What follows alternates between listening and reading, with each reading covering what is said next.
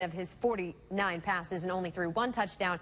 Russell Wilson throwing for 268 yards and 4 TDs. Tonight, we have the rare appearance of 2 guests for our roundtable segment, but they're both regulars on the show here. We've got Ron the Show Hughley, the host of 610 Sports Show in Vern, and Pete Sweeney, the editor-in-chief at Arrowhead Pride. Okay, you guys are going to be blown away by our roundtable segment because look who we have on. We have Pete Sweeney, Ron Hughley. Guys, thank you so much for joining us. I'm ready for the boxing gloves to come off immediately. So let's get a little crazy. Oh, let's do it because I'm not going to let Pete get to me tonight. And so Pete, I hope you're ready because I brought my gloves. That's what I'm talking about. Sometimes let's go, Pete. Ron leaves that jaw open a little bit. Bringing in the right hook, you know. It's on. It's on. Let's do this. Okay, well, of course, we've got to start off with Chiefs. The offense, bit of a rough time last week against the Lions. Are you worried at all that this could be the start of a dreaded regression for Mahomes? Pete, let's start with you. No, I don't think so. I think this was a game in which I think Mahomes is still dealing with that ankle injury a little bit, and the Lions found a way to deal with Mahomes. You know, they were finding ways to get the ball back, sometimes surpassing tackling to force fumbles, and so they found a way to keep up. Mahomes himself, he admitted he was a little bit off, but every quarterback, even Mahomes, who sometimes doesn't seem human, is going to have those human-type games. He was still able to overcome and put together that final drive to drive the Chiefs to victory. Ron, no passing touchdowns, but does it concern you at all? Pete's being too nice. Absolutely not. No, come on. Listen, I mean, Tyreek's not even playing, so you know they will look different when he returns. This is still the best offense in football, and just because Pat didn't throw touchdown passes doesn't mean that they're struggling. Like when I hear struggling for 315 yards and making game-changing plays. Now, listen, he was off a little bit. There were some throws that he missed. But I was encouraged because this is what teams are going to try to do. They're going to try to make him take what they give him, make him take the crossing routes, and he didn't get impatient and try to throw the ball down the field. But everybody knows that changes once 10 comes back, and he's getting closer, and they're still putting up 27 points in a bad week, I guess. So, no, I'm not going to sugarcoat it like Pete is. He's being scared to talk about it. No, there is no concern, especially with the Colts coming in. Stop. If this had been Alex Smith, to Show's point, we would be an amazing up game. In arms saying this is fantastic. So, yes, a down game for Pat is a great game for a lot of other quarterbacks. Come on. We got the Colts coming up, which also means Jacoby Brissett, who currently leads the NFL in touchdowns. Okay. So, yes, I know. We're throwing out, hey, stats, 5th week in. Woo, Jacoby Brissett doing all sorts of things.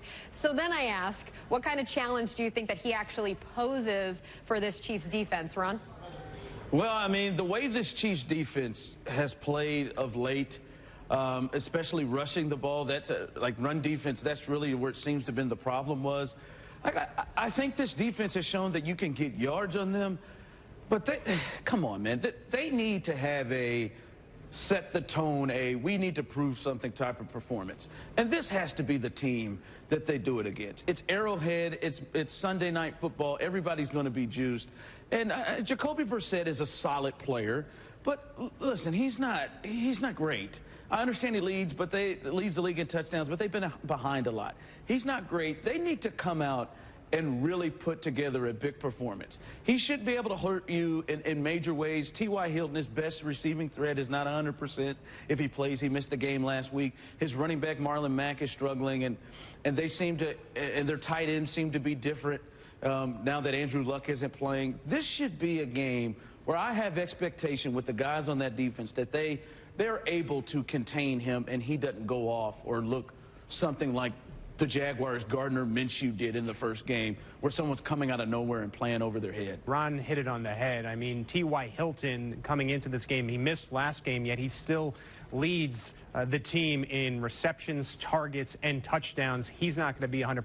Marlon Mack is another player that is going to sort of be questionable whether or not he can even go in this game. And so I look at that. I mean, if you're going to beat the Chiefs, we just mentioned it before, you're going to need to be clicking on all cylinders, even on the defensive side of the football. I have my eyes on the defensive ends this game. I think you've expected more out of both Frank Clark and Alex Okafor. Chris Jones has been solid in the middle, so you have a little bit of that consistency. Now it's can your ends do what they're supposed to do, and they'll be a little bit better off in this game because Jacoby Brissett holds on to the football a little bit longer than some of the quarterbacks they've faced so far. So I think you see Frank Clark explode in this game. I think they're going to be feeding off the crowd. There's going to be a light show before the game. It should be rocking, and I look for the Chiefs defense to finally take advantage. I'm sorry, Danny. I'm not going to let Pete just disrespect Chris Jones. Chris Jones has been solid in the middle. It's been solid. It's been a monster in the middle. Chris Jones has been one of the best players on this team. Don't say he's been solid. Been pretty good. He's been pretty good. Oh, God, Pete. Come on now. The Chiefs rushing attack. Guess what, guys? Damian Williams probably back on the field for this Sunday's game against the Colts. Between him and McCoy, do you think that the Chiefs could become more of a rushing threat moving forward? I don't see it changing much. And I'll be honest, I feel like when I say this, this is going to sound prisoner of the moment, guys. But I'm watching what they've done the last 2 weeks, and Darrell Williams, I think, has really surprised me and shown to be shown to have the understanding of the offense and play better than I thought he was capable of doing. And LaShawn McCoy has flat just surprised. I knew he had something in the tank. I loved the move, but he's been much better than I thought. And I just don't feel like Damian Williams should be taking carries away from either one of those guys. I'm not going to say he shouldn't play, but if he left as the starter, I think he's the third one. And I think their running game was really starting to take off in the last 2 games, as much as it can take off when you have Patrick Mahomes, who's throwing the ball a lot. I don't know. Like I said, I may be prisoner of the moment, but the Damian Williams thing, I don't think he should be taking carries away from either one of those two. Yeah, in my opinion, LaShawn McCoy is by far the best running back on this team. He might be 31 years old, but that's okay. I mean, he still offers elite vision. He may not be as quick as Damian Williams, but he can see the field really well and use the quickness that he does have left, where I don't think Damian is as good. And Darrell Williams has shown that he could handle some carries. I look back to that 16-yard game on the screen pass where the Chiefs won on the last play because of Williams being able to perform. So if you're not going to be available to play, I think you got to go with the guys who've been doing well for you. The Chiefs have still been winning. Some fantasy owners would get really hot with this take and say they're Darwin happy, and maybe Damian Williams is the 4th best running back on this team. I don't think that's out of the ordinary based upon what we saw in the preseason. So yeah, I'm not in love with Damian Williams. I do think the Chiefs will go back to him with McCoy as that 1-2, but is that the right decision? I mean, I don't know. Andy Reid's making it, so probably. Okay, we only have a couple seconds left, but I would like your predictions for Sunday's game against the Colts. This thing's going to get out of hand. I feel like I'm going to be folding laundry in the 4th quarter, looking for other things to do because they're going to be up by 20. This game should not be close. While Ron's folding laundry, I'll be at the 610 Sports Radio studios working really hard, and I think the Chiefs will win 42-24. Tend to agree. I think this is a blowout.